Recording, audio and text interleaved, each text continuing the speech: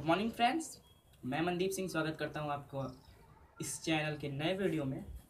ये video related है 12th mathematics paper CBSE 2017 के एनालिसिस से। दोस्तों, शुरुआत में बस 1 मिनट का मैं अपना कुछ पर्सनल व्यूज़ रखूँगा, उसके बाद पूरी पेपर की एनालिसिस आपको मिल जाएगी और एकदम ये फ्रैंक एनालिसिस होगी। इसमें कहीं भी कुछ भी वो नहीं है कि तालमेल मैं कर दूँ, मेरा अच्छा गया है तो सबका अच्छा गया होगा। ये बात मैं समझता हूँ, ऐसा नहीं हो सकता। दोस्तों, ये जो पेपर है बहुत ही, अगर इसको मैं 5 स्टार रेटिंग में से देना चाहूँ तो 3 स्टार रेटिंग इसको मिल जाती है। पेपर को पेपर इजी है, इजी इन द सेंस कि इसके क्वेश्चंस इजी हैं। पेपर इजी नहीं है, मतलब ये जो पेपर के अंदर क्वेश्चंस हैं, जितने भी 29 क्वेश्चंस हैं वो इजी हैं, लेकिन जो पेपर अगर आप ओवरऑल मिला के देखें तो इजी नहीं है। तो आखिर ऐसा कैसे हो सकता है कि उसके क्वेश्चंस इजी हो और पेपर इजी ना हो? दोस्तों, हो सकता है उसके क्वेश्चंस की लेंथ इतनी बड़ी बड़ी है। अब जो बच्चे ने अच्छे से पढ़ाई की है उसके लिए तो ये सब क्वेश्चंस मतलब एक हलवा खाने जैसा हो गया। लेकिन अगर वो बच्चे ने पढ़ाई करते समय बस खाली ऐसे ऐसे, जैसा कि सब मैथमेटिक्स के स्टूडेंट करते हैं, कोई भी पूरे सोल्यूशन को नहीं लिख के प्रैक्टिस करता है, लेकिन इसमें तो एग्जाम्स में आपको लिखना ही पड़ेगा। अब एग्जाम्स में लिखना पड़ेगा तो इतने लंबे लंबे क्वेश्चंस उनको नहीं ना देने चाहिए। फिर कॉन्सेप्चुअल दें, थोड़े ट्रिकी दें, हार्ड दें, उससे हमें फ़र्क नहीं पड़ता। लेकिन कहीं ना कहीं अगर आप शॉर्ट दें जिससे कि 20-25 पेज में अगर किसी बच्चे का पेपर ख़त्म हो जाए तो वो एक बेहतर पेपर होता है मेरे पर्सनल व्यू से। तो पेपर के पहले एनालिसिस दे देता हूँ, उसके बाद में कुछ डिस्कस करेंगे, कुछ CBSE से रिलेटेड, कुछ एजुकेशनल जो इंडिया को ज़रूरत है रिफॉर्मेंट की, रिफॉर्म करने की, उससे रिलेटेड। दोस्तों, जो पेपर ओपन होता है सेक्शन ए और सेक्शन बी काफ़ी ईजी है, 20-25 मिनट का है, सबने देखा ही होगा। सेक्शन सी को अभी मैं छोड़ रहा हूँ, सेक्शन डी पे आते हैं। पहले सेक्शन डी पे आप जैसे ही पहला 24वां क्वेश्चन खोलेंगे, 24, देखने में तो काफ़ी इजी लग रहा है। एरिया अंडर द कर्व का क्वेश्चन है, एकदम लप्पो टाइप का, जैसे हम लोग देशी भाषा में बोलते हैं, लप्पो टाइप का क्वेश्चन है। लेकिन जब आप करने बैठेंगे एग्जामिनेशन हॉल में, करने में 20 मिनट सबके गए होंगे। मतलब 1-2%, 3% की बात ना करें, सबके 20 मिनट गए होंगे। 20 मिनट गए तो गए, ठीक। हमने सोचा यार होमोजीनियस वाला है 25वां क्वेश्चन, इसमें बैलेंस कर लिया जाएगा। ज़्यादातर स्टूडेंट्स यही सोचे होंगे। तो 25वें में होमोजीनियस में है। अब वो होमोजीनियस हम सॉल्व कर रहे हैं और चला गया यार, 5 पेज चला गया।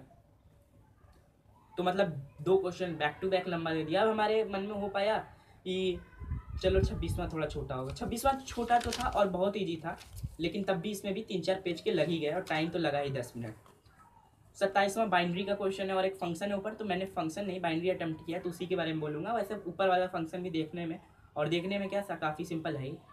नीचे बाइनरी का जो क्वेश्चन है काफ़ी लेंदी है। मतलब आपने कम्यूटेटिव, एसोसिएटिव, इनवर्स और आइडेंटिटी पूछा तो पूछा है, वो तो मतलब आता ही है। 6 नंबर के बाइनरी क्वेश्चन में इतने आते हैं, लेकिन जो रिलेशन, अरे मतलब बाइनरी ऑपरेशन का जो फॉर्मेट है, जो उससे ऑपरेट होने के बाद निकलता है, वो इतना कॉम्प्लेक्स है कि वो क्वेश्चन को बड़ा लेंदी बना देता है।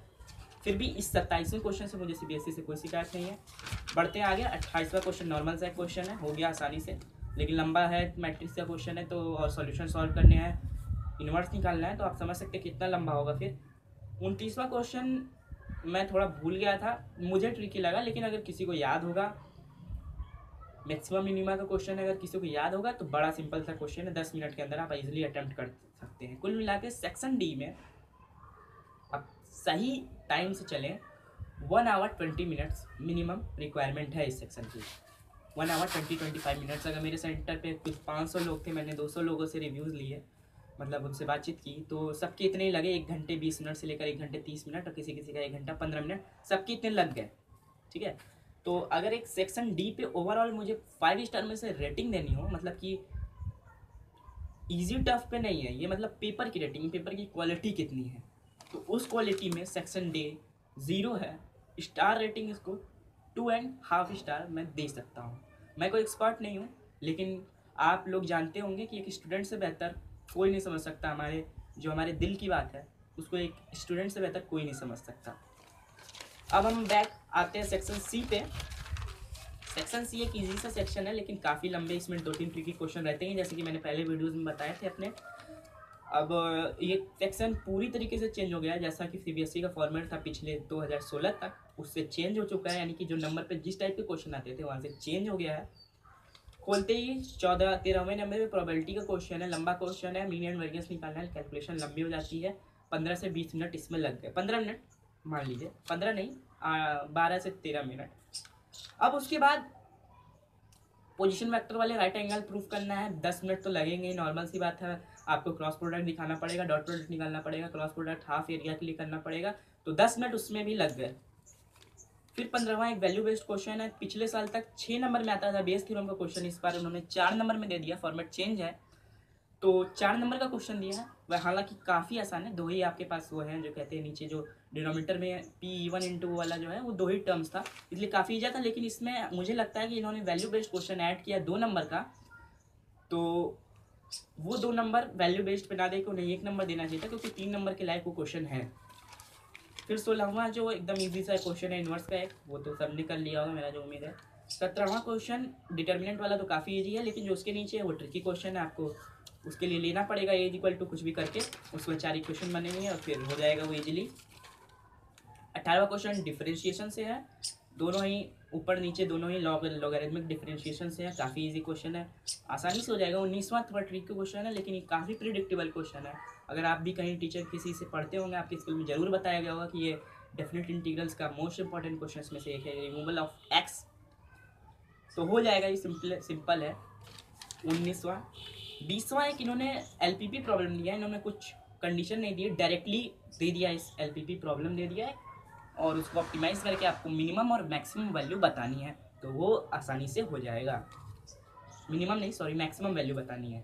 21वें में एक इंटीग्रेशन है, एकदम आसान सा है लेकिन लंबी भी है, वो भी बहुत लंबी है, तो इसमें e⁻x को आप t ले लेंगे तो e⁻x dx dt हो जाएगा, काफ़ी सिंपल सा एक बनेगा, आसानी से हो गया ख़त्म।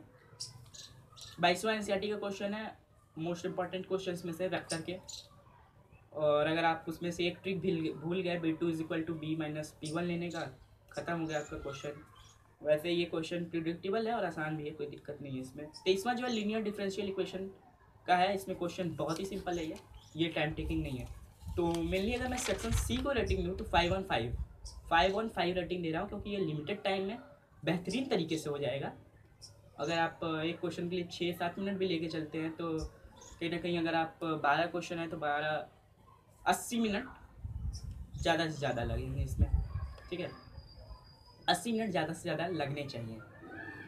तो सेक्शन सी को 5/5।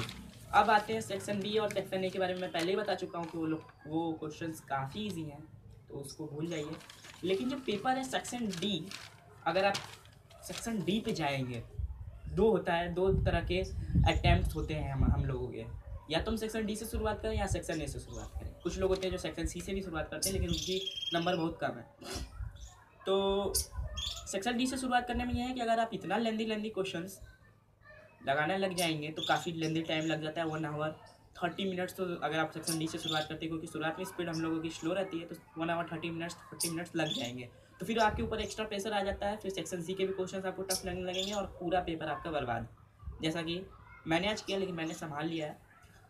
और अगर आप सेक्शन ए से आते हैं तो आप इजी आएंगे, सोचेंगे सेक्शन डी में करके आराम से करूँगा, तो फिर आप जब सेक्शन डी में आएंगे तो आप फंस जाएंगे। अगर आपके पास सोच रहे हैं कि हम 50 मिनट 60 मिनट में कर लेंगे, तो आपकी वहाँ बैंड बजने वाली है, फिर आपकी एक क्वेश्चन तो डेफिनेटली एक क्वेश्चन आपका छूटने वाला है। तो वही कुल मिला के अगर इस पेपर को मैं रेटिंग देना चाहूँ 5 में से, मैं पहले ही दे चुका हूँ तो इसलिए बोलूँगा नहीं। अगर आप इस चैनल पर नए हैं तो प्लीज़ सब्सक्राइब करना मत भूलिएगा, क्योंकि ये तो मैं स्टडी से रिलेटेड वीडियो 12th वालों के लिए पोस्ट कर रहा हूँ, लेकिन जैसे ही मेरे एग्जाम्स खत्म होते हैं, बेहतरीन कॉमेडी वीडियोज़ मैंने सोच के रखे हुए हैं, कॉमेडी से रिलेटेड हर चीज़, हर फील्ड से रिलेटेड मैंने स्क्रिप्ट तैयार कर ली है सबकी, बस एक्टिंग करना बाकी है उसमें, तो वो मिल जाएंगे आपको। इसलिए अगर आप नए हैं तो प्लीज़ सब्सक्राइब कीजिए, मुझे सपोर्ट कीजिए, लाइक कीजिए, कमेंट कीजिए। तब तक के लिए थैंक यू, नमस्ते, बाय।